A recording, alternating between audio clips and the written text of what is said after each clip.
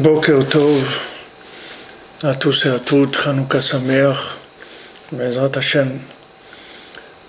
Beaucoup de miracles, beaucoup d'adoucissement, beaucoup de joie, Bezrat Hashem, beaucoup de douceur. Alors on est arrivé dans la page 92 de la brochure concernant la Torah 49 du Likutei Moharan. Et Rabbi Nathan nous dit que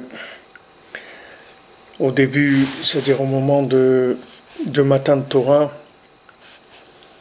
on a eu la même épreuve, c'est-à-dire qu'Akadosh Baruch Hu nous a mis face au problème de trop de lumière. C'est-à-dire c'est pas une histoire récente, c'est une histoire ancienne. C'est-à-dire depuis la création du monde, ça a toujours été que, comme on dit, les yeux, ils ont toujours été plus gros que le ventre. Donc Hachem, d'un côté, il nous a montré des choses merveilleuses pour nous donner le goût, mais il y a toujours eu le danger qu'on aille vers ces choses-là de façon exagérée par rapport à nos capacités d'intégration et de vécu. Donc quand il y a eu Matan Torah, Hachem Yitbarach, Hachem il a mis en garde Moshe Rabbeinu plusieurs fois. Red Aed Ba'am Penir Sol Hachem, descend et met en garde le peuple de façon à ce qu'il ne dépasse pas la limite pour vouloir s'approcher d'Hachem. Chez Zeprinat Ribouy Or, chez Boer Hachem Yitbarach Chutz Me'amida. Parce que ça, c'est le principe lorsqu'il y a trop de lumière et que la personne, elle brûle pour Hachem, mais de façon plus que ce qu'elle ne peut intégrer Béhémet. C'est-à-dire qu'elle a l'impression qu'elle va arriver à faire beaucoup de choses, mais en fait, elle n'est pas du tout à sa place. Chez Iprinat Harissa, et ça veut dire la haros, c'est-à-dire casser, briser, détruire, c'est de la destruction. C'est-à-dire que vouloir s'approcher de la lumière de façon plus grande que ce qu'on est capable de gérer, ça s'appelle détruire.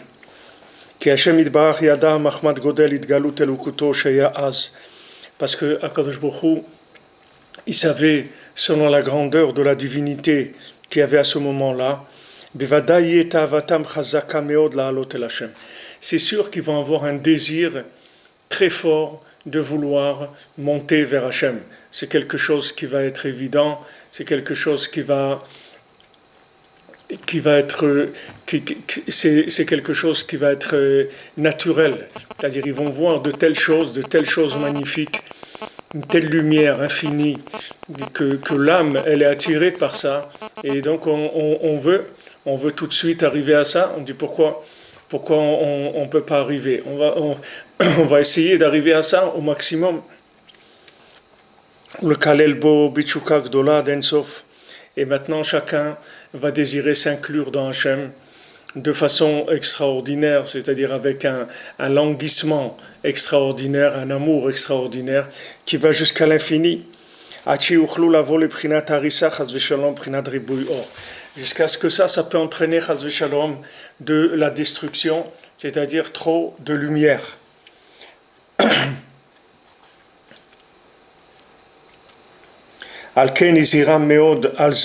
C'est pour ça que Akadosh Baruch Hu, et il les a mis en garde beaucoup sur ça. Beaucoup il a mis en garde sur ça.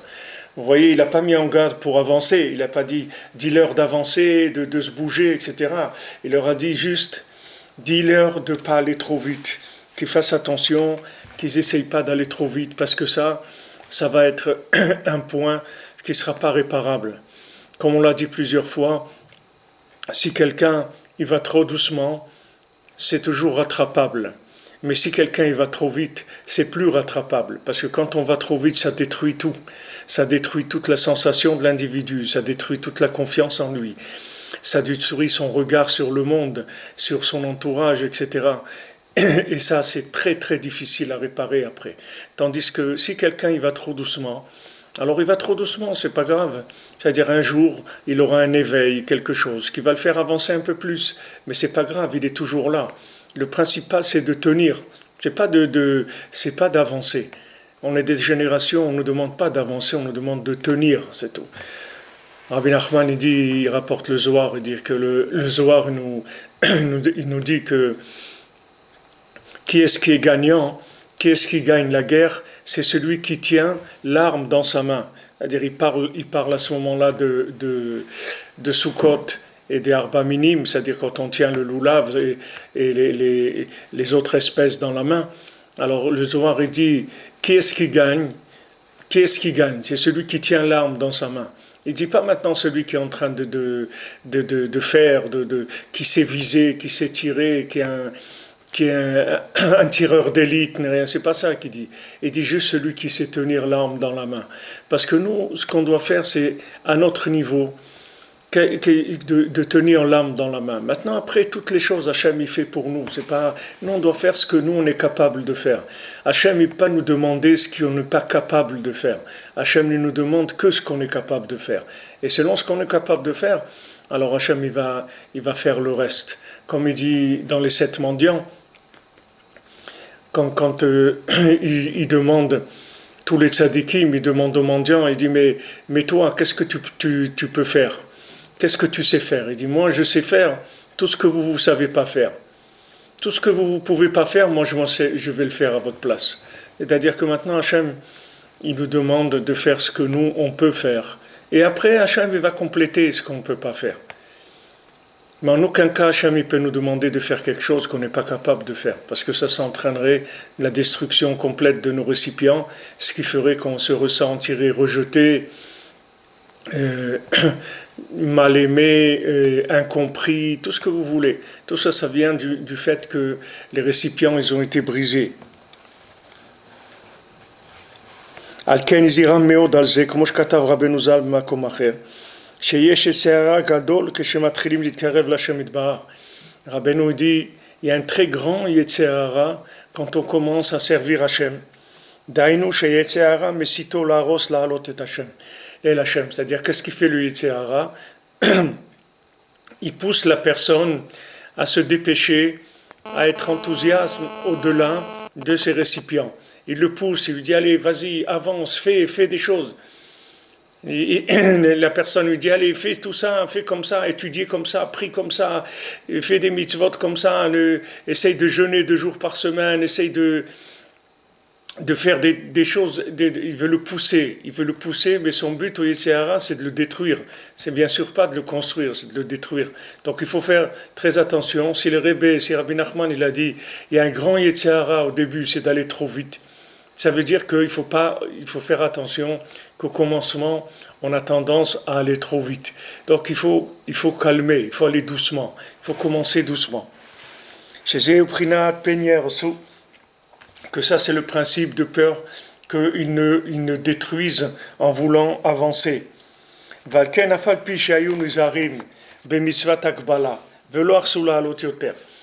que maintenant ils ont fait attention à la mitzvah d'Akbala, c'est-à-dire que Moshe Rabbeinu, il avait fait installer des barrières de manière à ce qu'ils ne montent pas sur le Sinaï, qu'ils restent en bas de la montagne du Sinaï, qu'ils ne montent pas sur le pan de la montagne.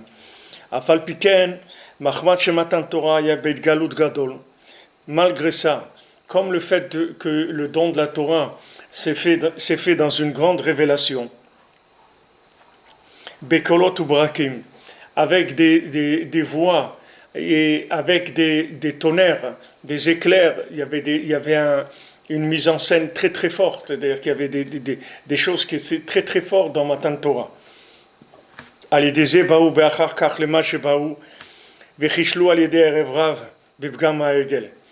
après, ils ont fauté là où ils ont fauté, et les Erev, c'est-à-dire tous les Égyptiens qui étaient sortis avec nous, ils ont fait tomber le Ham Israël dans la faute du veau d'or. Et la faute du veau d'or, c'était uniquement le résultat du fait qu'il y avait trop de lumière. Et ça, c'est une leçon générale pour chacune d'entre nous, de savoir que tant que maintenant on est attiré par des plaisirs de ce monde, par des désirs de ce monde qui ne sont pas permis par la Torah, ça veut dire qu'on veut trop en faire dans la Torah. Et comme on veut trop en faire, ça se traduit par une frustration. Et cette frustration, elle entraîne la personne à aller chercher dans les zones qui sont interdites. C'est ça la technique de Yetzer Hara.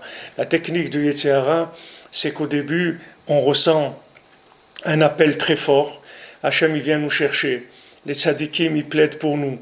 Alors on voit une très grande lumière, on sort d'Égypte. Mais au moment où on sort d'Égypte, alors le Yetzer Hara, il veut essayer de nous faire croire que cette lumière-là nous appartient. Et que maintenant il faut foncer, et il ne faut pas perdre de temps.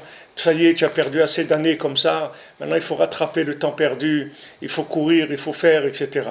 Et il ne se doute pas, l'individu, il est loin de se douter que le Yetzer Hara, il veut l'amener à la destruction avec ça. La personne, elle pense que le Yetzer Hara, il est sympa, c'est un coach. Que le Yetzer Hara, c'est un coach, il vient pour donner de la force à la personne, pour avancer, etc. Mais le Yetzer Hara, c'est pas un coach, c'est pas quelqu'un qui est intéressé par notre réussite. Et chaque chose qu'il fait, c'est pour nous détruire. Donc il faut savoir que lui va exploiter l'esprit du moment.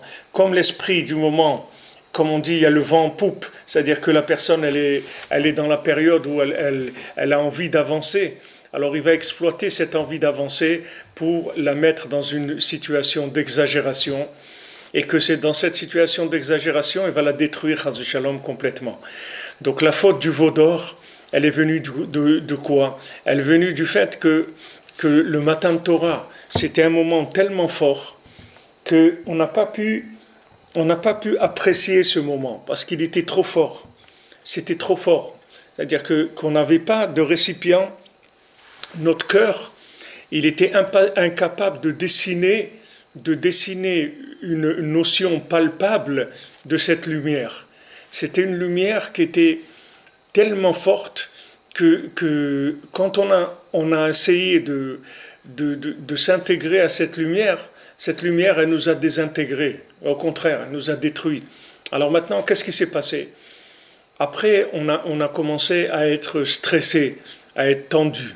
Et quand Moshe Rabbeinu s'est absenté quelques heures de plus que le faux calcul qu'on avait fait de quand Moshe Rabbeinu est monté au ciel, et il avait dit « je redescends à telle heure », et on a vu que l'heure était arrivée et qu'il n'était pas venu, bien que maintenant c'était une erreur de calcul, mais personne n'a eu à l'idée de se réunir et de dire « bon, qu'est-ce qu'on fait maintenant ?»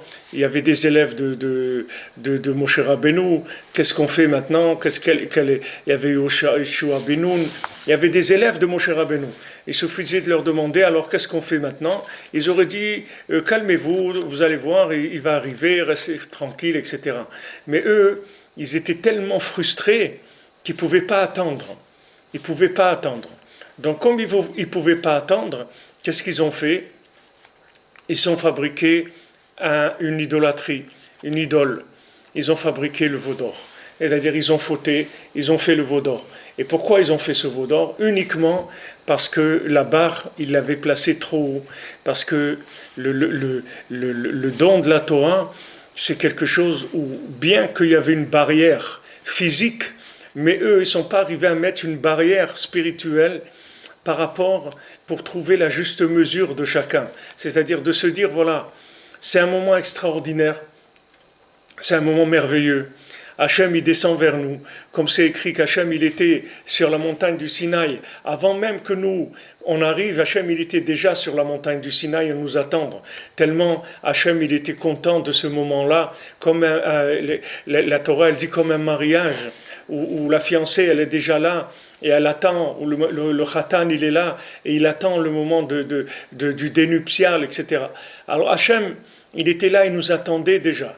Donc maintenant, quand nous on est arrivés, c'était un moment tellement d'émotion, tellement puissant, que le problème c'est qu'on n'a pas pu se situer par rapport à la situation. C'est-à-dire que chacun, il ne s'est pas mis à sa place par rapport à ce qu'il pouvait prendre de cette situation-là.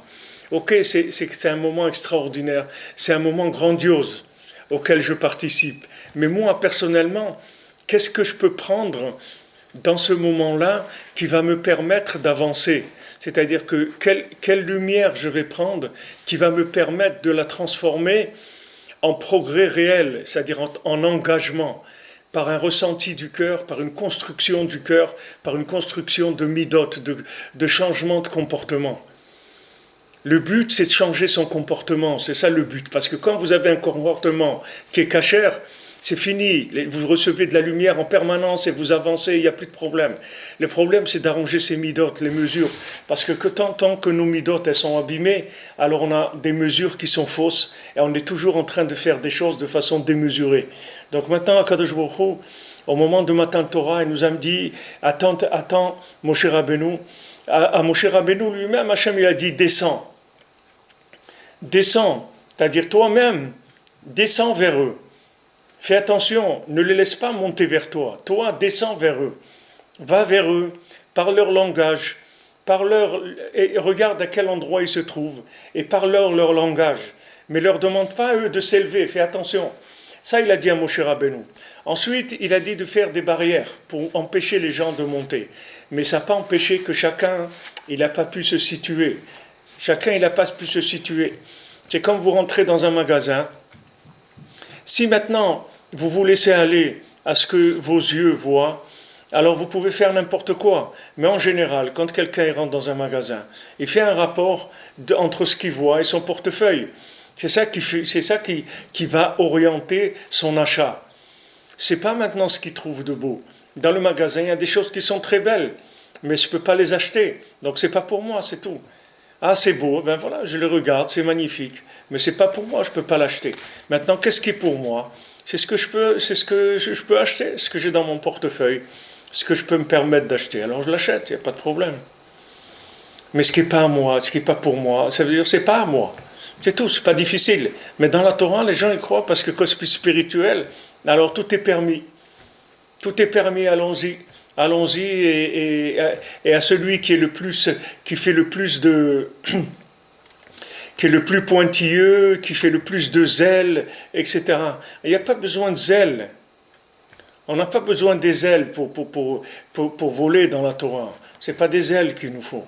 Dans la Torah, ce qu'il faut, c'est ressentir ce qu'on est en train de faire et de manière à aimer Hachem, à le remercier pour tout ce qu'il nous donne. Je vous l'ai dit, le signe pour savoir si vous êtes à votre place, c'est si vous remerciez Akadosh Baruch Hu. Si vous dites merci mon Dieu, ça veut dire que vous ressentez la lumière d'Hachem, vous ressentez la bonté d'Hachem. Si vous n'arrivez pas à dire merci, ça veut dire que maintenant ce que vous faites, c'est un poids pour vous. C'est pas quelque chose qui vous donne de la joie, c'est quelque chose qui est une obligation lourde, difficile, et ça vous donne pas de joie du tout. Ça vous donne pas de joie du tout. Je vous ai raconté cet exemple déjà à la Yeshiva à Aix-les-Bains. Le Shabbat, après-midi, on était au Beth Midrash, on étudiait la Gemara.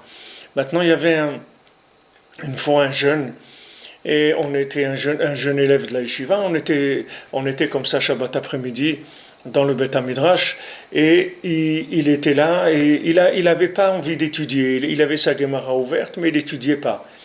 Alors le Rav qui était surveillant, il est venu le voir, il lui a dit « Pourquoi tu n'étudies pas ?» Il dit, je suis fatigué, je n'ai pas envie d'étudier, j'ai envie de me reposer, d'aller dans ma chambre et de me reposer. Je n'ai pas envie d'étudier.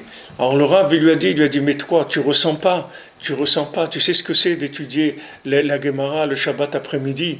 Mais c'est ça le paradis, c'est le paradis. Shabbat après-midi, dans une yeshiva, étudier la Gemara, mais c'est le paradis. Alors l'élève lui a dit, Rav, si c'est ça le paradis, alors je ne veux pas aller au paradis. Je ne veux pas aller au paradis. C'est pas difficile de dire à quelqu'un c'est le paradis. Il faut lui faire ressentir que c'est le paradis. Si maintenant vous lui dites que c'est l'enfer, lui, vous lui dites le paradis, lui ressent l'enfer, vous n'avez rien fait du tout. Qu'est-ce que vous avez fait? Vous n'avez rien fait du tout, au contraire. Pardon. Vous l'avez éloigné, vous n'avez rien construit. Donc il ne faut pas dire aux gens... Ouais, vous savez pas ce que c'est ça, c'est le paradis. Étudier la Torah, c'est le paradis. Faire les mitzvot, c'est le paradis. Vivre en Israël, c'est le paradis. Se marier, c'est le paradis. Avoir des enfants, c'est le paradis. Tout ça, c'est de la théorie. Il faut arriver à faire vivre à la personne cette chose-là à son niveau. À ce moment-là, vous pouvez lui parler de paradis. Si maintenant, ce jeune homme-là, au lieu de le laisser étudier la Gemara, ce surveillant serait venu, lui aurait dit, tu sais, quand je te vois, je t'ai vu là, ça m'a rappelé une belle histoire. J'ai vu une telle lumière sur ton visage que ça me rappelait une belle histoire. Tu sais, une fois, et il commence à lui raconter une histoire. Et après, il prend un livre d'histoire et il lui dit, tu vois, ça c'est la même histoire qu'il a écrit là, et il passe comme ça une demi-heure, une heure avec lui. Maintenant, quand le jeune, il va se sentir pris en main, il va se sentir aimé par le surveillant, il va oublier qu'il voulait aller dormir et qu'il voulait aller faire. Ça y est, il va rentrer dedans. Et quand il va sortir de ce moment d'étude, il va être embaumé, il va être bien, il va se sentir bien. Tandis que là, qu'est-ce qu'il fait? Il fait rien, il s'ennuie, et quand il sort, il reste avec un goût amer de cette chose-là. Donc il n'a pas envie de revenir. Donc ça, c'est un principe général. Ça concerne toute l'approche à la Gdusha. C'est-à-dire tous les gens qui se rapprochent de la Gdusha, c'est le même principe. On a tous la même tendance à vouloir en faire trop. Et c'est extrêmement dangereux. Pour ça que Rabbi Nachman dit dans la Torah, dans l'enseignement 6, dans l'Écoutez Moran, que celui qui veut faire tchouva, on lui dit attends, sois patient. Sois patient, attends. C'est ça la clé de la tchouva. La clé de la tchouva, c'est de vouloir avancer et pour l'instant d'attendre patiemment. On va attendre quoi? On va attendre qu'on vienne nous chercher, c'est tout. Hachem, il va venir te chercher. Ne te fais pas de soucis. Tous les gens, ils ont envie d'aller vers des choses. Mais les maasés, il faut aller vers rien du tout. Les choses, elles vont venir vers vous. Vous devez juste vouloir et faire ce que vous pouvez. Vous devez faire ce que vous pouvez dans la joie, dans l'amour, dans la plénitude, que vous soyez content de ce que vous faites, de ce que vous faites. Une fois que vous faites ça, la leçon d'après, l'étape d'après, l'escalier d'après, il va venir tout seul. Vous ne faites pas de soucis. Vous n'avez pas besoin, vous, d'aller vers les choses. Toujours, je mets en garde les gens. Ne courez pas vers les choses. Laissez les choses venir vers vous. Vous allez voir que les choses vont venir vers vous. Vous restez à votre place et faites ce que vous avez à faire. C'est tout. Ce que vous pouvez faire. Et dès que vous serez prêt pour un avancement quelconque, Hachem viendra vous chercher. Donc tout le principe de la tchouva, c'est d'arriver à freiner l'instinct, parce que c'est un instinct spirituel qui pousse la personne à s'inclure dans l'infini. À s'inclure dans l'infini, elle veut s'inclure dans l'infini tellement elle a ressenti que c'est fort, tellement fort qu'elle veut s'inclure dans l'infini. Alors maintenant, l'épreuve, c'est qu'on lui dit, écoute, tu veux faire tchouva, tu veux te rapprocher d'Hachem, c'est très beau, c'est magnifique. Alors tu vas rester ici à ta place, tu as une salle d'attente, tu te mets à ta place et tu vas attendre. Et pendant le moment où tu attends, tu fais ce que tu peux. Ce que tu peux faire maintenant, ce que tu sais faire, tu le fais. Ce que tu peux faire, ce que tu le fais. Ce que tu peux faire avec joie, fais-le. Et maintenant, quand ça sera ton tour, on va venir te chercher. C'est tout. Si quelqu'un il fait comme ça, il va être toujours joyeux dans la Torah, il va toujours avancer, il va être en progression permanente. Tandis que si quelqu'un il se laisse aller à son instinct spirituel, parce que c'est un plaisir, la spiritualité, de s'engager dans la spiritualité, c'est un plaisir. Donc ce plaisir-là, il peut coûter très très cher après, parce qu'il peut détruire tout le système émotionnel de la personne, de manière à ce qu'après, Chas Shalom, elle ne ressent plus rien quand elle veut faire des choses. Alors qu'est-ce qu'il a expliqué Rashi? Il a dit Ve'ish lo ya'ale imcha. Il a dit à Moshe Rabbeinu qu'il n'y ait personne qui monte avec toi. Arishonot alidei shaou Bissour Vehomiot, Shaltabaen Aenara. Alors il dit, les premières tables, comme elles étaient avec beaucoup il y avait de la fanfare, c'était un moment où il y a eu beaucoup de bruit. Alors il y a eu de l'Ainara, il y a eu du mauvais œil qui est venu sur mes premières tables. En lechayafe minatzniut. Il lui a dit, tu sais, il n'y a pas plus beau que la discrétion, que la pudeur. On va les faire les choses mais discrètement. On va les faire avec pudeur. On va pas commencer à faire de la fanfare. On va faire comme on a fait les premières, avec les tonnerres, les éclairs, des voix de partout. Tout ça, qu'est-ce que ça fait? Ça a amené après de la destruction. Donc on va faire les choses de façon plus discrète. שהלוחות הראשונות מחמש שהיה ברעש גדול, בהתגלות גדול מאוד מאוד. Comme les premières tables, elles étaient avec beaucoup de bruit, c'était quelque chose de très très fort, et avec une révélation très très grande. Il y avait une révélation extrêmement puissante au moment des premières tables. Alken lo haya efshar litkayem. Donc c'était impossible de se maintenir, parce que c'était ribouille or. C'était ribouille or. Il y avait trop de lumière, absolument trop de lumière. Tandis que si maintenant ils avaient fait la chose, ils avaient pris la chose calmement, alors ça aurait été différent. Mais c'était trop fort. Les sentiments, les émotions étaient trop fortes. Donc c'était impossible d'arriver à vivre avec un niveau comme ça d'émotion.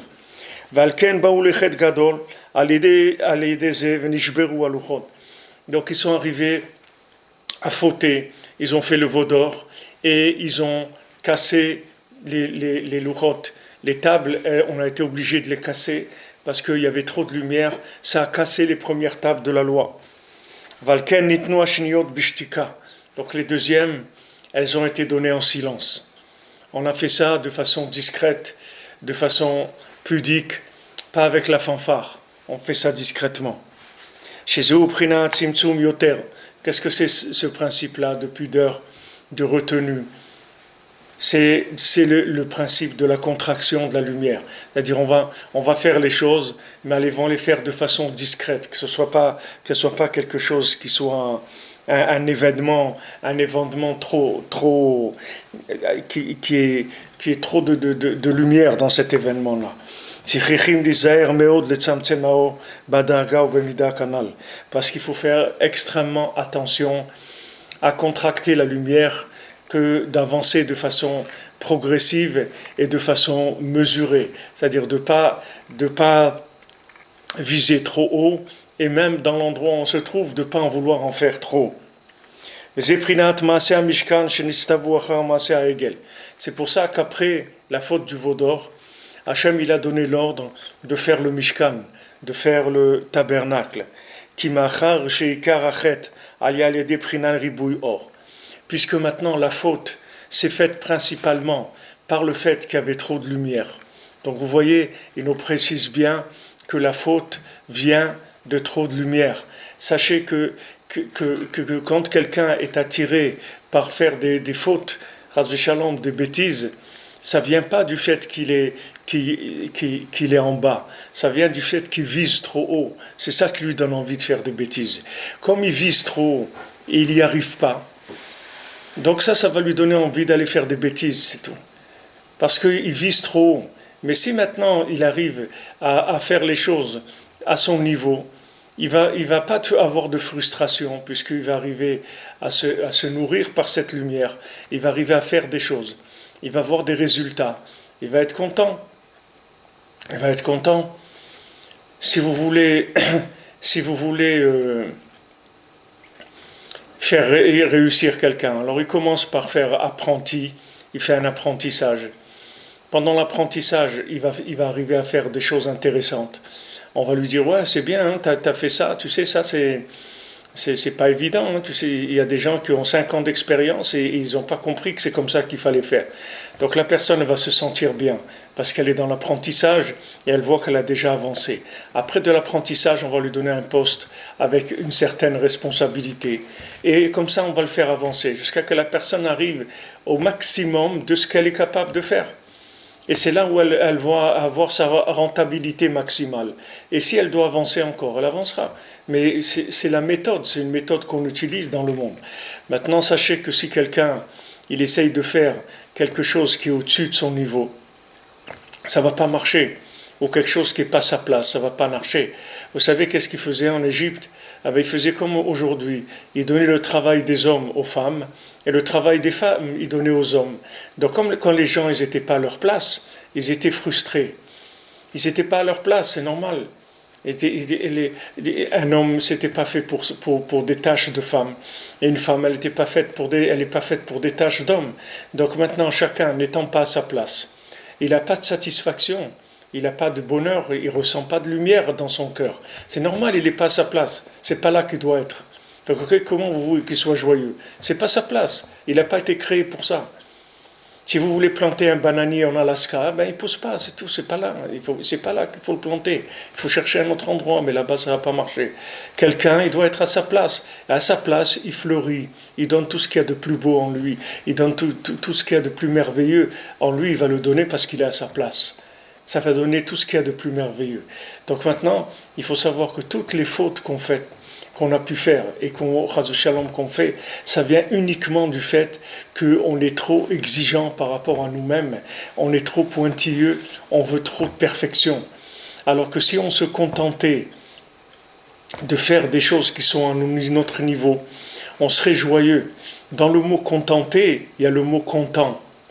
Quand vous vous contentez, vous êtes content, parce que vous vous contentez d'être ce que vous êtes. Alors vous êtes content. Vous êtes content de ce que vous faites, parce que vous savez vous contenter. Mais celui qui ne sait pas se contenter, ne croyez pas que parce que quelqu'un il vise haut, alors il va avoir une satisfaction. Il n'y a pas de satisfaction. La satisfaction, elle n'est que à ma place, c'est tout. À ma place, j'ai satisfaction, j'ai une joie. Si j'essaye d'aller trop haut, je ne vais pas avoir de satisfaction. Et ce manque de satisfaction, il va me pousser à chercher à aller encore plus haut. Parce que la personne, elle croit que si elle va plus haut, ça va être mieux. C'est pas comme ça. Comme la Torah, elle nous dit, si quelqu'un, il a 100, il a en argent 100 et il veut 200, alors il va lui manquer 400. Et si maintenant il a les 400, il va lui manquer 800. Et s'il a 800, il va lui manquer 1600. Et comme ça, c'est-à-dire que maintenant, le fait qu'il en veut trop, ça lui creuse un trou. Au contraire, c'est pas que ça le comble. Ça lui creuse un trou, c'est-à-dire qu'il a besoin, ça lui fait un manque, une frustration beaucoup plus grande encore. Si quelqu'un il a 1 million d'euros, tout de suite il va lui manquer 2 millions d'euros. Parce qu'avec 1 million d'euros, il ne peut pas acheter tel immeuble et tel truc. Il lui faut 2 millions, 3 millions d'euros pour acheter. Tandis que si maintenant il gagne 3 000 euros par mois, ça ne passe même pas dans sa tête d'acheter un immeuble. Parce que ce n'est pas sa place, c'est tout. C'est pas son endroit. Tandis que si quelqu'un il vise au-dessus de son endroit, il va lui manquer toujours quelque chose. Toujours, il va être en manque permanent. Et ce manque permanent, ça fait qu'il n'y a pas de connexion avec Hachem. La connexion avec Hachem, c'est le bonheur, c'est la joie, c'est le ressenti de l'attache à Kadosh Baruch Hu. C'est ça qui est important.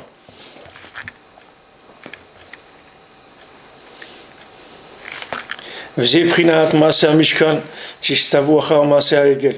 כי מאחר שיקח את על ידי בחינת ריבוי אור, על כן הוכרחו אחר כך לעשות המשכן וכליו.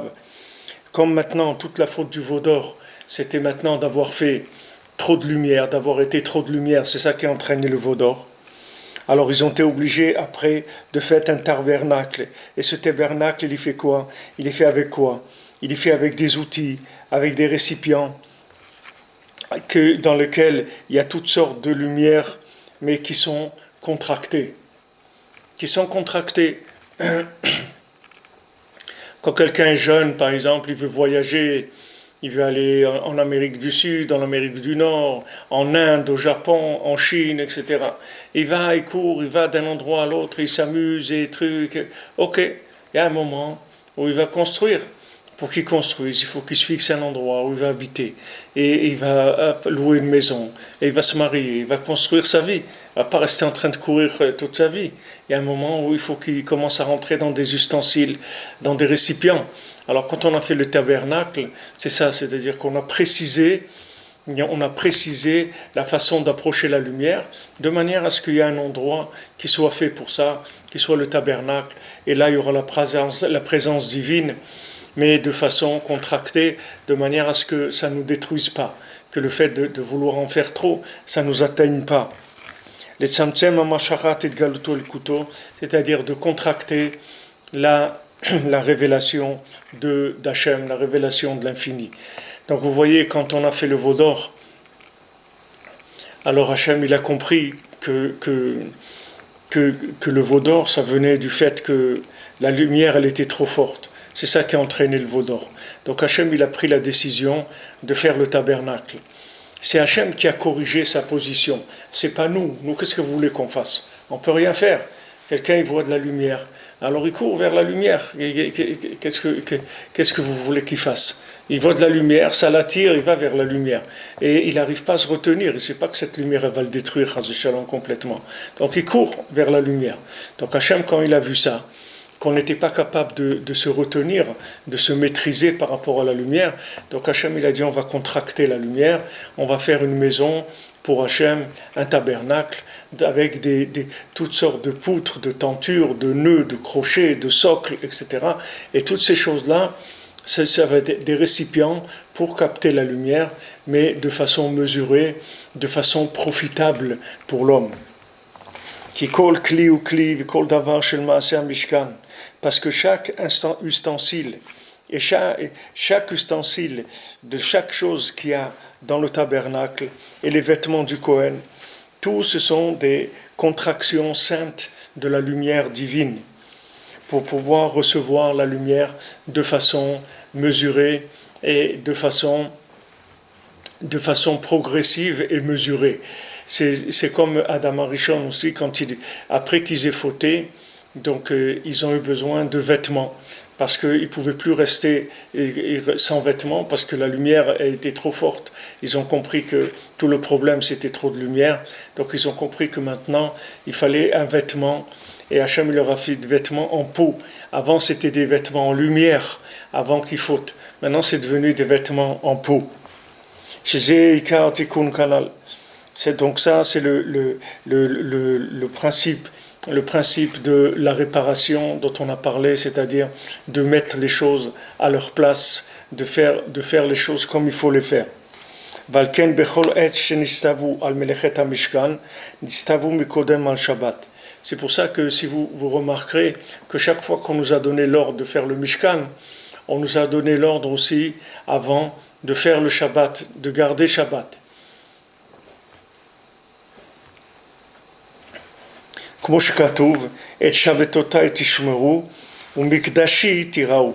c'est écrit, mon Shabbat vous allez garder et mon sanctuaire vous allez craindre. Parce que le Shabbat, c'est la révélation de la Torah cachée. Puisque le Shabbat, c'est une petite partie du monde futur. Donc le Shabbat, il se révèle la Torah cachée. C'est-à-dire que maintenant, elle se révèle comment? Par le fait qu'on arrive à faire le tabernacle, c'est-à-dire qu'on a fait un sanctuaire pour Hachem. C'est-à-dire le fait qu'on a fait un sanctuaire pour Hachem, c'est ça qui va permettre à la lumière de se contracter pour être à un niveau où elle nous soit profitable. Comme dans un récipient, pour boire, on a besoin d'un verre, pour cuire, on a besoin d'une casserole, on a besoin de tous ces récipients-là. Ce sont des récipients pour nous permettre de réaliser des choses. Si quelqu'un il n'a pas d'outils, comment il va faire? Il n'a pas d'ustensiles, il ne peut rien faire, même s'il a la matière brute, il ne peut rien faire du tout avec. Il a besoin d'instruments, d'ustensiles pour faire. Maintenant, Hachem il nous a donné cet instrument-là, cet ustensile, qui est le tabernacle, son sanctuaire. Il dit comme ça, la lumière va arriver de façon modérée, et chacun pourra prendre dans cette lumière ce dont il a besoin pour avancer.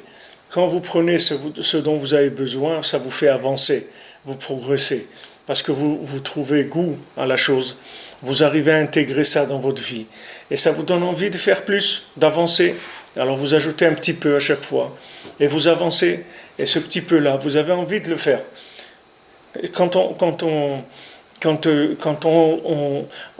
arrête d'étudier, on a étudié, maintenant on s'arrête, c'est pas comme quand on se lève de table. Quand on se lève de l'étude, il faudra envie de revenir.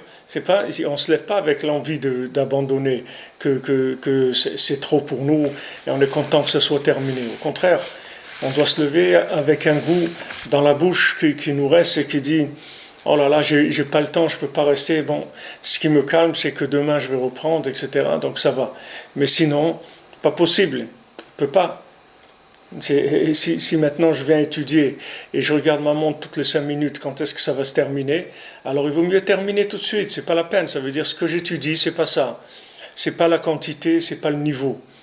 Il faut que j'étudie des choses à mon niveau de manière à ce que je reste avec un goût agréable de la chose et que j'ai envie de revenir. C'est le signe que ce que j'ai pris, c'est à mon niveau. Parce que j'ai envie de revenir vers ça. ובאמת צריכים לבקש ולהתחנן הרבה לפני השם יתברך. Rabbi Nathan il dit, באמת, c'est-à-dire vraiment, il faut beaucoup demander et beaucoup supplier à Kadosh Baruch Hu. שיזכה לדעת איך להתנהג בעניין זה. Qu'il sache comment il doit se comporter dans ce domaine-là. בעניין צמצום ההתלהבות הזאת. Comment maintenant contracter cet enthousiasme qu'il a en lui. כי בוודאי צריכים להתגבר מאוד, לחשוף להשתוקק להשם יתברך תמיד, בהשתוקקות עצום. Parce que c'est sûr qu'on doit toujours se languir et avoir un enthousiasme très fort de se rapprocher d'Hachem. אף על פי כן צריכים לצמצם התלהבות. Malgré ça, on doit contracter cet enthousiasme-là, שלא יהיה יותר ממדרגתו, que l'enthousiasme ne soit pas au-delà de mon niveau. על כן אי אפשר להיות איש ישראלי באמת, c'est pour ça qu'on ne peut être un juif que si on a le mérite de se rapprocher des tzadikim véritables. Parce que les tzadikim, ils vont lui montrer le chemin qu'il va prendre, qu'il va emprunter. Et les actions qu'il va faire. De manière à ce que son enthousiasme, ça soit un enthousiasme qui soit proportionnel, qui soit mesuré, qui soit pas un enthousiasme qui soit démesuré. Mais c'est prinat lav de l'otassur. Et c'est ça qui est écrit quand la Torah nous dit tu t'éloigneras pas de ce que les sages vont te dire, ni à droite ni à gauche. C'est-à-dire que la Torah nous dit l'otasur mimaché agivdelecha yamin usmol. C'est-à-dire que tu ne peux pas exagérer ni à droite ni à gauche. Si les chachamim te disent de faire quelque chose, il faut faire précisément ce qu'ils t'ont dit de faire. Pas ni en rajouter, ni en diminuer. Voilà, ne t'éloigne pas de ce qu'ils t'ont dit, ni à droite ni à gauche. Parce que c'est que les sages véritables, que les tzadikim véritables, qui savent comment on fait avec ça, c'est-à-dire comment on contracte la lumière comme il le faut, de manière à avancer de façon progressive et proportionnelle, de ne pas pencher ni à droite ni à gauche. Parce que quand on va trop à droite, ça veut dire qu'il y a trop de lumière. Ce trop de lumière, il entraîne, chas v'shalom, que la veilleuse va s'éteindre, parce qu'il y en a trop.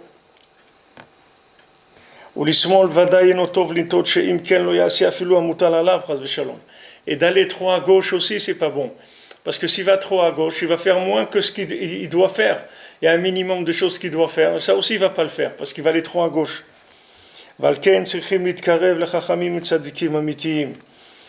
C'est pour ça qu'on a une obligation de se rapprocher de sages et de tzadikim véritables. Comme ils ont dit nos sages, nos sages ils nous ont dit, fais-toi un rave, fais-toi un maître et achète-toi un ami.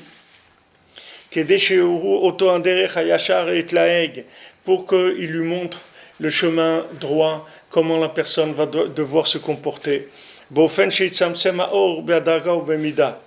De manière à ce qu'il puisse contracter la lumière, que la lumière elle vienne de façon progressive et mesurée.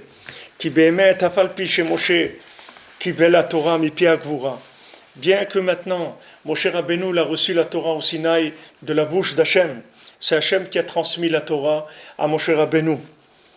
Et il nous a transmis la Torah.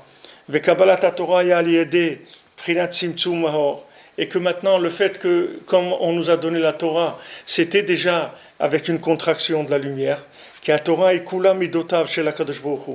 parce que toute la Torah, c'est que des mesures d'Hachem, puisque toute la Torah elle nous parle de mesures, de kazaïd, de pain, quand la challah, quand est-ce qu'il faut prélever la challah, avec bracha, sans bracha, à quelle heure il faut faire Shema, jusqu'à quelle heure, quand est-ce que c'est le début de la nuit, est-ce qu'on peut faire Arvit avant la nuit, Mincha, c'est que des notions d'espace, de temps, de poids, de volume, c'est que ça la Torah. Donc la Torah c'est que des mesures.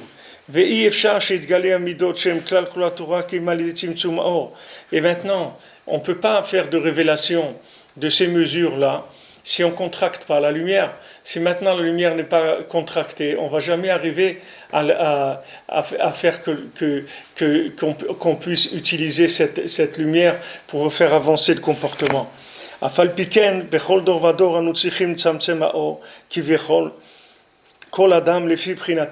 Maintenant, puisque Moshe Rabbeinu, il nous a donné la Torah, et que la Torah que nous a donné Moshe, c'est déjà des mesures.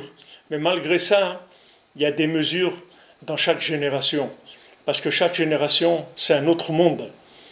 Et aujourd'hui, ce n'est pas que chaque génération. Et le Chazon Ish, il a dit, aujourd'hui, à son époque, c'est-à-dire il y a 70 ans, il a dit, aujourd'hui, une génération, ce n'est pas 20 ans. Une génération, c'est un an. Un an, c'est une génération. C'est-à-dire qu'aujourd'hui, ce qu'on a besoin d'intégrer, de digérer, en un an, on doit digérer ce que les gens ont digéré en 20 ans avant. Donc vous voyez dans quelle situation on est, dans quelle lumière on se trouve. Qu'en un an, on a reçu des éléments comme 20 ans ils recevaient avant.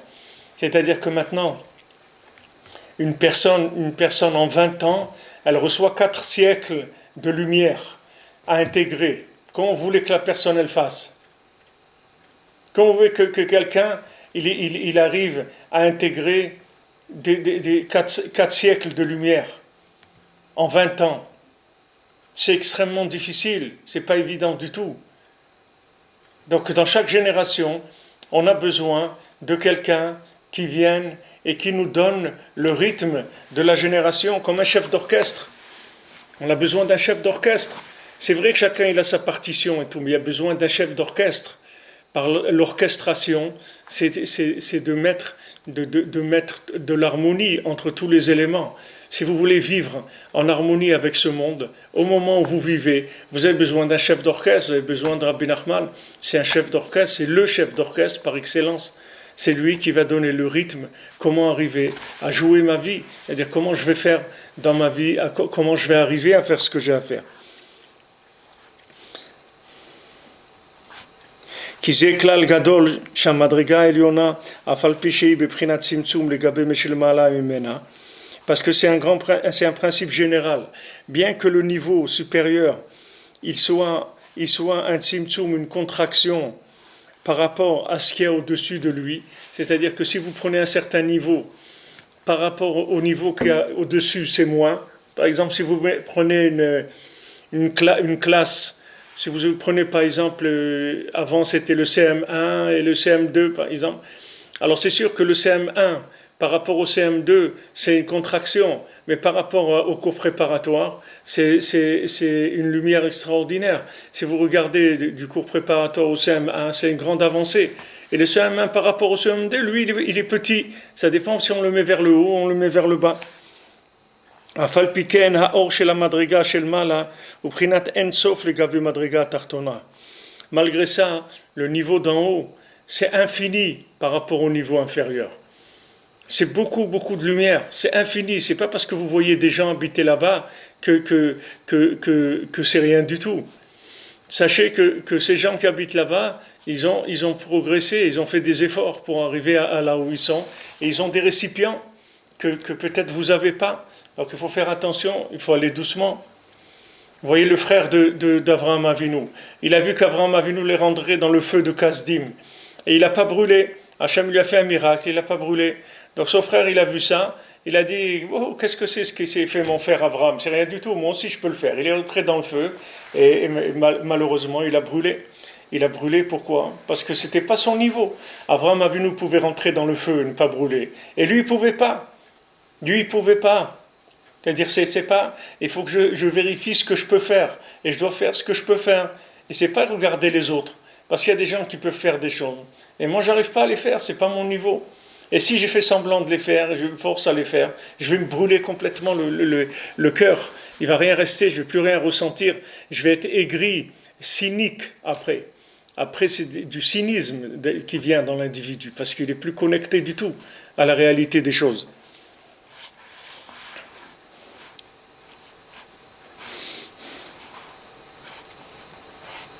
אף על פי כן האור של מדרגה שלמעלה הוא בחינת אין סוף לגבי מדרגה תחתונה, וצריכים אחר כך עוד צמצומים אחרים, באופן שגם במדרגה תחתונה תוכל לקבל האור. Parce que maintenant, le niveau d'en bas, il a besoin d'un langage qui lui soit spécifique.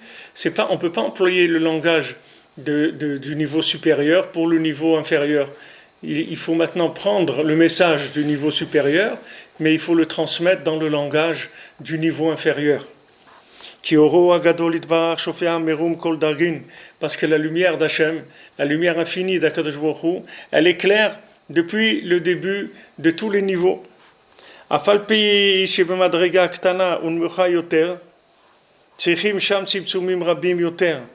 Mais tout, plus la lumière elle descend dans des niveaux bas, et plus il faut la contracter.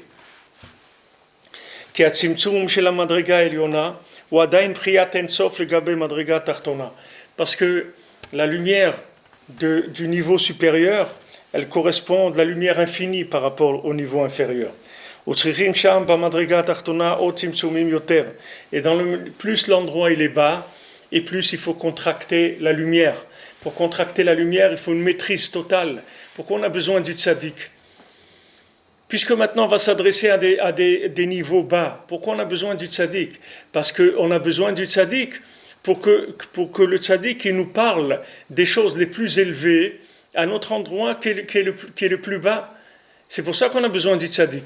Si maintenant c'est pour nous dire des bêtises, parce les gens, ils voient les enfants, ils croient que les enfants ils sont petits, alors ils leur racontent des bêtises. Mais les enfants, ils ne sont pas petits. Les enfants, ils sont petits dans leur corps, dans leur cerveau, ils sont petits. Mais leur âme, elle n'est pas petite. Donc il ne faut pas leur parler comme si on parle à des attardés mentaux. Il faut leur parler normalement, c'est tout. Vous parlez normalement. Seulement, le message, vous le transcrivez, vous le traduisez dans un langage d'enfant. Mais le message, c'est le même qu'un adulte, seulement vous le transmettez avec un langage d'enfant. Donc maintenant, quand on reçoit du niveau supérieur, il faut recevoir avec quelque chose qui est adapté à nous, c'est-à-dire un langage qui nous est adapté.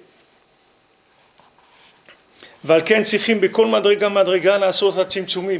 on a besoin dans chaque niveau d'avoir ces contractions-là. On doit avoir la contraction du Chalal HaPanouy, c'est-à-dire du néant qu'Hachem il a fait au début de la création du monde qui s'est retiré. Avec ce qu'on a expliqué maintenant, tu vas bien comprendre la Torah 49, l'enseignement 49. Et encore d'autres choses que c'est difficile de les comprendre.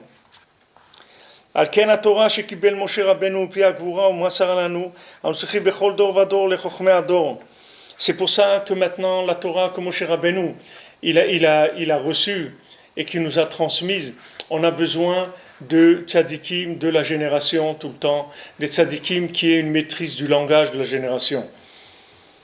Sinon, pourquoi Moshe Rabbeinu nous a transmis la Torah? Alors après, ça y est, Moshe Kibel Torah Messinaï, ça aurait dû être comme ça le Pirkei Avot. Moshe Kibel Torah Messinaï. Moshe il a reçu la Torah au Sinaï. Ou Moussara le Yeshua, il a transmis à Yeshua. Il a transmis au Ham Israël, pardon. Voilà, il a reçu la Torah, il a donné au Ham Israël. Allez les amis, voilà, vous avez la méthode. Allez-y, bon courage, ça y est.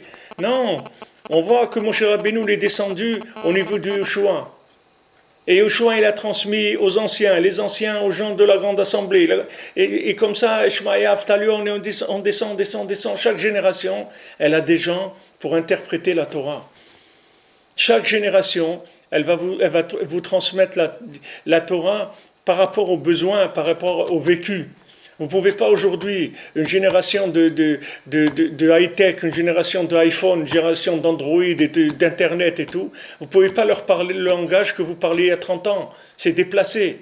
Et même il y a 20 ans, c'est déplacé. Même il y a 10 ans, c'est déplacé. Et même il y a 5 ans, c'est déplacé. Il faut un langage qui suive tout le temps, tout le temps. Il faut des mises à jour, il faut du upgrade tout le temps, tout le temps.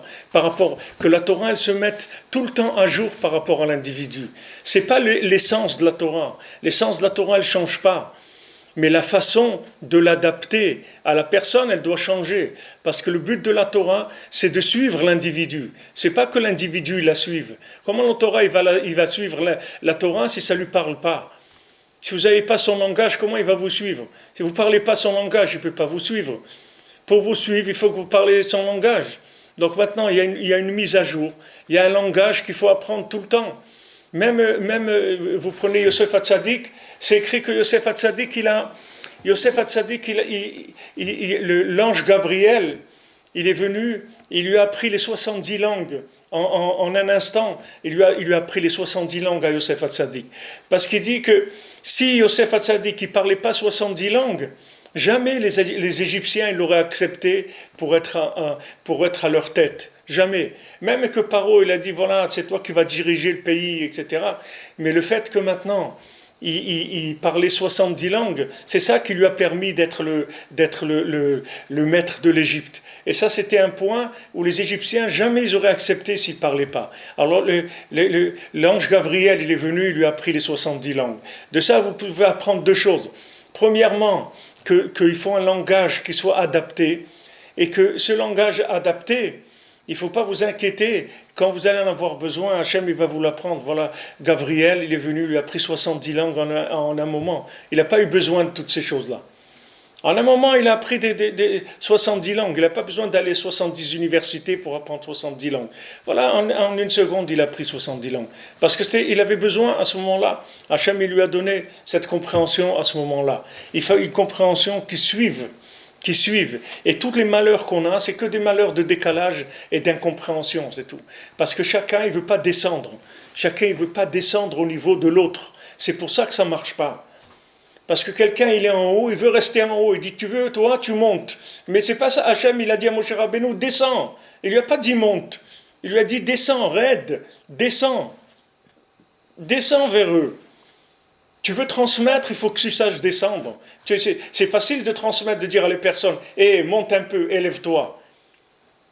Élève-toi un petit peu. Mais c'est pas ça qu'il faut dire. Et il faut aller chercher la personne là où elle est, et de là-bas la tirer, la faire monter. C'est ça l'enseignement. C'est ça la Torah. C'est pas maintenant que je dis à la personne, allez, progresse. Les gens, ils veulent pas descendre. Les gens, ils ont des compréhensions, et ils veulent pas. Elle dit, ah non, moi j'ai compris maintenant, toi tu vaux rien, t'as rien compris. Hein. Mais alors t'as vraiment rien compris, t'es complètement à côté de la plaque. Qu'est-ce qu'on a fait avec ça? On a fait avancer le monde, il va avancer avec ça. Si ceux qui savent, ils regardent de haut ceux qui ne savent pas, mais jamais on va avancer. Ceux qui savent, c'est uniquement pour descendre. Quand Hachem il a parlé à Moshe Rabbeinu, il lui a dit, Moshe, je t'avertis que tout ce que je t'enseigne, c'est rien que pour le Ham Israël, c'est pas pour toi. Donc sachez que quand vous savez quelque chose que les autres ne savent pas, c'est uniquement pour leur enseigner, c'est pas pour vous, c'est pas pour vos beaux yeux qu'Hachem il vous donne ça. Hachem il vous donne ça parce que vous avez une femme, vous avez des enfants, vous avez des amis, vous avez des élèves, vous avez une communauté, vous avez une ville, vous avez des gens avec qui vous pouvez communiquer, et toute cette science infuse qu'Hachem il vous donne, c'est pour la transmettre aux autres, c'est pas pour vous. Ça c'est la base de la Torah. Hachem il dit, mon cher Rabbeinu, descends vers eux. Je veux que tu descendes vers eux. C'est ça le début. Avant qu'Hachem il donne la Torah, il dit descends vers eux. C'est facile de dire ouais, les gens ils n'ont rien compris. Hein. Ils font pas la Torah, ils font pas Shabbat, c'est des idiots. Et toi, tu n'es pas un idiot. Toi, tu es un idiot encore plus qu'eux. Parce que toi, tu as appris des choses et au lieu de les aider, tu es en train de t'enorgueillir que toi, tu sais, eux, ils ne savent pas. C'est ça la Torah. C'est ça la Torah. On t'a appris quelque chose pour que tu viennes faire le fanfaron devant les gens. Tu regardes celui qui est dans une classe en dessous, tu lui dis viens, je peux t'aider si tu veux le soir, si tu as besoin de refaire des cours que tu n'as pas compris ou autre, viens, je passe un petit moment avec toi et je repasse avec toi tes cours, je vais t'expliquer s'il y a des choses que tu n'as pas compris. Ça veut dire que quelqu'un, il a apprécié ce qu'il a. Mais si quelqu'un maintenant il a appris des choses pour aller mépriser et cracher sur le monde, mais c'est pas ça la Torah. C'est vraiment, il est complètement à côté. Et si quelqu'un il n'a pas le langage de la génération, qu'il se mette sur un parking, c'est tout. Qu'il se mette sur un parking, qu'on n'entende pas parler de lui, qu'il fasse son truc, mais qui n'a aucun rapport avec la réalité. Ok, qu'il se mette sur la touche, c'est tout. Qu'il laisse les gens tranquilles au moins. Qu'il ne vient pas assommer les gens avec des notions qui ne comprennent rien du tout. Ils ne savent même pas ce qu'ils veulent. Il ne comprend rien. Qu'est-ce qu'il veut de moi? Qu'est-ce qu'ils veulent ces gens-là? Pourquoi ils m'aiment pas? Qu'est-ce qu'ils ont? Ils ne sont pas humains. Ils sont pas. Qu'est-ce qui se passe? On n'est pas des êtres humains. On ne peut pas parler. Non, il a compris des choses. Donc tous les autres ils valent rien du tout. Hachem me dit fais attention. Il me dit Moshe Rabbeinu, Klum natati lecha gdula ela bishvil Israël. Je ne t'ai donné cette grandeur là que pour le Ham Israël, pour servir le Ham Israël. C'est tout. La grandeur elle est pour servir. Elle n'est pas pour profiter. David Amelech, il était un roi, il avait toute la richesse et tout, mais lui, jamais il mangeait des repas, des festins et tout. David Amelech, il avait un bol de larmes avec du pain, c'est ce qu'il mangeait, David Amelech. Il avait du pain, il trempait dans ses larmes et il mangeait, c'est ça le repas de David Amelech. C'est pas parce qu'il était un roi, c'était un roi au service du peuple. C'est pas un roi au service de lui-même pour profiter des pouvoirs qui lui ont été donnés. C'est pour transmettre que Hachem lui a donné. Donc lui, il l'utilisait pas pour lui. Ce qui passait, il le donnait, c'est tout. C'était un gestionnaire de lumière. C'est pas quelqu'un qui utilisait pour lui. על תן כל תורה שקיבל משה רבנו פי הגבורה מסרה לנו, אנו צריכים בכל דור ודור לחוכמי הדור. C'est pour ça que la Torah que Moshe Rabbeinu il a reçue et qu'il nous a transmise, on a besoin dans chaque génération de sages de la génération, שיפרשו אותה לנו היטב, qui nous l'expliquent très bien, בחוכמתם הקדושה, qui s'explique clairement de quoi il s'agit, qu'on puisse comprendre la Torah. כי אנו אי אפשר לנו לדעת דבר מהתורה בעצמנו, כי הוא בערכנו בחינת אינסוף, parce que nous, on ne peut rien savoir de nous-mêmes, parce que pour nous, c'est de la lumière infinie. Donc on ne peut pas y avoir accès comme on est nous. On a besoin qu'on nous traduise. Chaque génération, on a besoin qu'on nous traduise la Torah, qu'on la mette à notre niveau, pour qu'on puisse s'engager. C'est pas qu'on veut pas s'engager. On veut s'engager, mais on a besoin d'un langage qui soit notre langage pour nous engager. Sinon, on n'arrive pas. Donc Hachem, il fait qu'il y a tout le temps le tzaddik qui est là, et que lui traduit tout le temps la Torah. Il est pour ça que Rabbi Nachman il s'appelle Nachal Novea Mekor Chochma, c'est-à-dire c'est une source de sagesse qui s'arrête jamais, parce qu'on a besoin de cette source qui se renouvelle tous les jours on a besoin. Pourquoi on fait un cours tous les jours? Parce qu'on a besoin tous les jours. On ne peut pas vivre un jour sans la Torah. On n'arrive pas, on se perd, on ne sait pas qu'est-ce qu'on fait après dans le monde.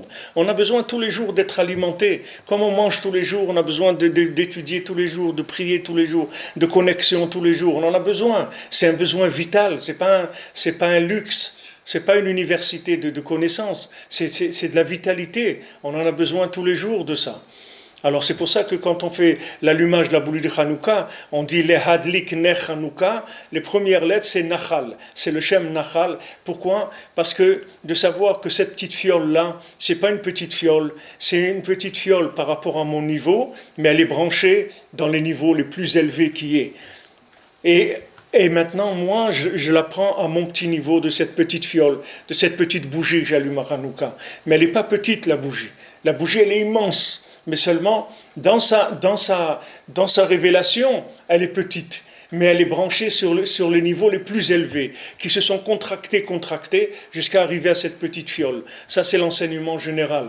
Tous les jours, on a besoin de cette petite fiole-là, c'est-à-dire que la lumière vienne vers nous dans un langage qui nous est adapté. Parce qu'on veut avancer, seulement qu'il faut qu'on nous donne les moyens, le langage, qu'on comprenne comment on avance. Et ça change tous les jours. Donc on a besoin tous les jours d'une mise à jour. Bezrat Hashem, Be'atzlacha, Chanukah Sameach.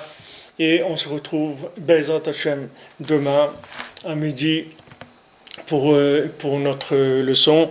Demain, Bezat Hashem, ce sera le 4e jour de Hanouka. Alors ce soir, on va allumer 4 bougies, Bezat Hashem.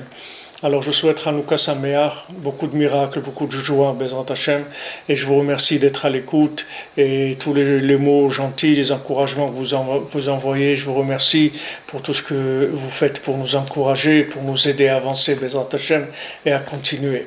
Be'atzlacha, bonne journée.